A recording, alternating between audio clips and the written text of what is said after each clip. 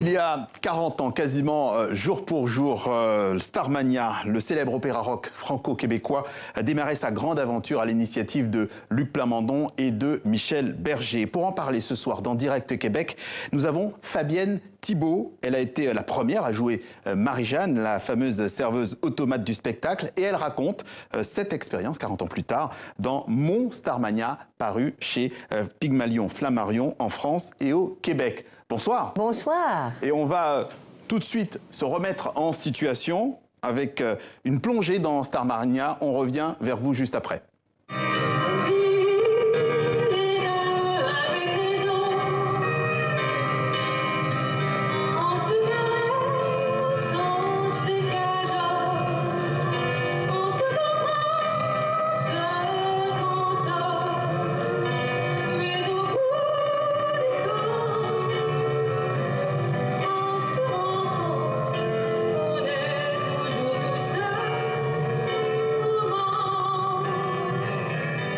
Les uns contre les autres. Fabienne Thibault, vous aviez 26 ans à l'époque quand tout a commencé à Paris. D'abord, comment avez-vous été recrutée? Qu'est-ce qui vous a séduit dans ce projet? Moi, je sortais de l'Université de Montréal en 1975.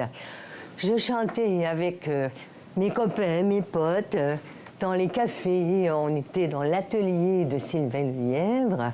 C'est un auteur-compositeur de chez nous. Et je suis allée chanter dans un festival à Québec, la Chantaout. Et là, le Plamondon était là avec un producteur québécois. Et puis, ils m'ont entendu, ils m'ont vu. C'était tellement une aventure extraordinaire qui s'annonçait que j'ai été, voilà, enthousiaste et heureuse de participer à cette magnifique aventure.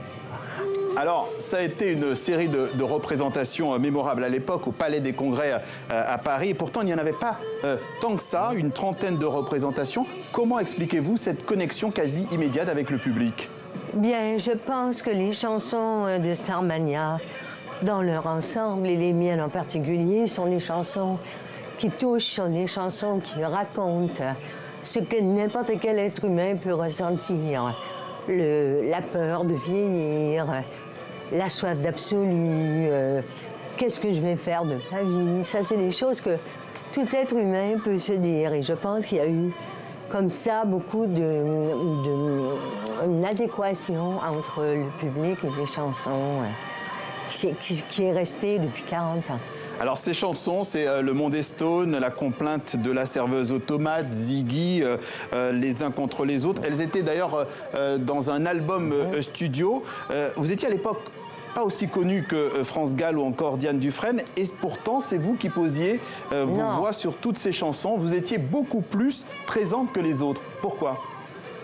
Bien, écoutez, d'abord, Les uns contre les autres, au départ, n'était pas dévolu à mon personnage. Ça devait être Diane Dufresne et Claude Dubois qui devaient la chanter. Et ils n'ont pas voulu, ils ont trouvé la chanson trop banale ou trop simple. Et finalement, le dernier jour du studio, comme je le raconte dans mon récit, j'ai dit, écoutez les gars, si vous voulez, je peux vous la chanter, si ça peut vous sauver le coup. Alors, qu'est-ce que j'ai bien fait? Parce que c'est la chanson qui a été choisie tout de suite par les radios. Donc vous aviez du nez. D'une manière générale, est-ce qu'il y avait une sorte de friction oui, j'ai eu du... oui. entre... Oui, c'est ça. Est-ce qu'il y avait une sorte de friction entre... J'ai eu du pif, oui. Entre les Français et les Québécois lors de ces représentations, lors de ces vies communes? Ben, d'abord, il y a 40 ans, on se connaissait très peu. Les Canadiens, les Québécois, enfin les Québécois et les Français se connaissaient mal et pas bien. Donc, on est quand même culturellement différents, même si on parle la même langue.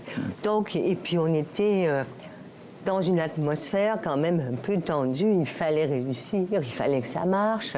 Donc, on était tous un peu au bord de nos émotions.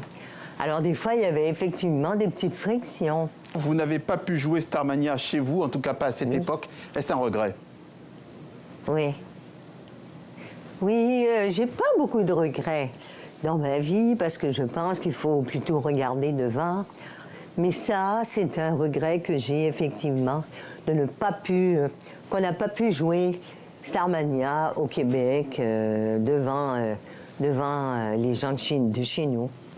Mais voilà, la vie parfois donne des petits moments difficiles. J'aurais aimé, mais ça ne s'est pas fait.